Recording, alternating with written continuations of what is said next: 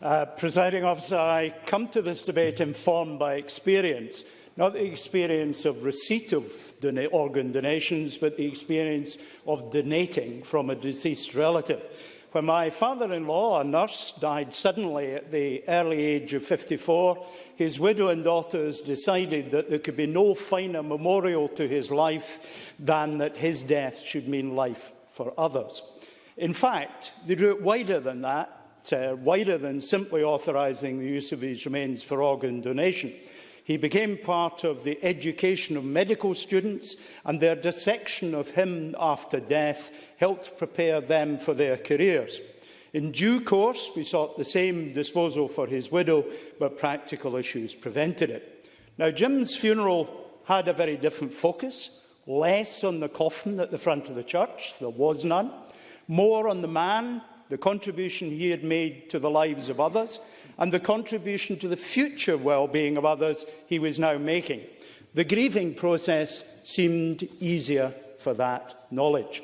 And a year later, an invitation arrived from the students who had benefited from his donation to join them at the cremation of his remains. Today, Jim's granddaughter, a nurse, is State Transplant Coordinator in Queensland, Australia. Like many, I had, prior to Jim's death, given little or no thought to the issue of organ donation.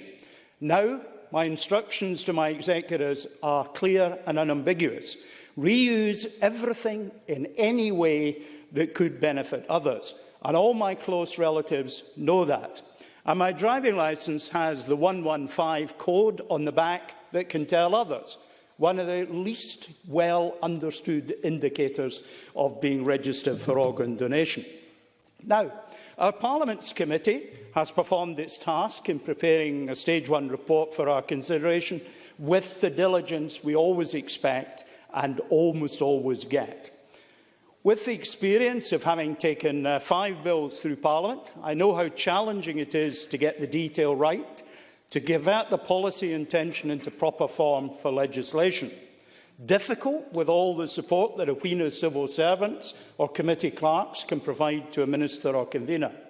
How much more difficult for an individual MSP relying on the substantially more limited resources of their own knowledge and experience and the assistance of the Parliament's non-government bills unit.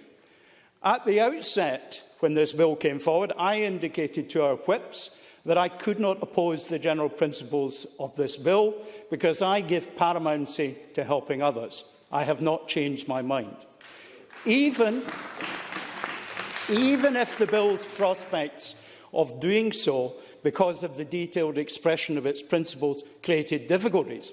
I have great sympathy with the Minister's position. She cannot see a way yet of making this bill into something that is implementable.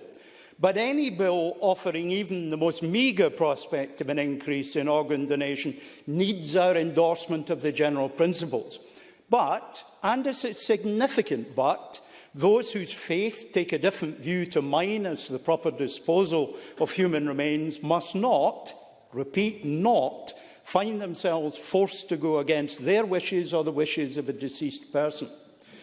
It does remain a mystery to me, I must say, that I can create a will that directs how all my assets, heritable and movable, should be used after my death, but cannot command how the disposal of the most personal of all that is mine, my body, is disposed of.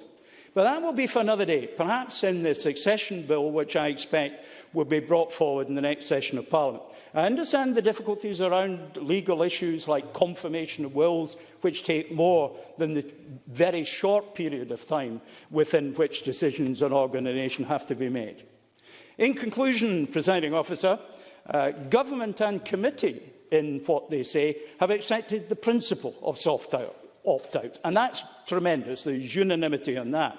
If we support the general principles at decision time, it may well be that the difficulties with the bill's detail mean it falls later in the parliamentary process. Well, let's test the general principles and the expression of them in the bill through the further parliamentary processes. That's the proper point for us to derail its process if that's the correct outcome.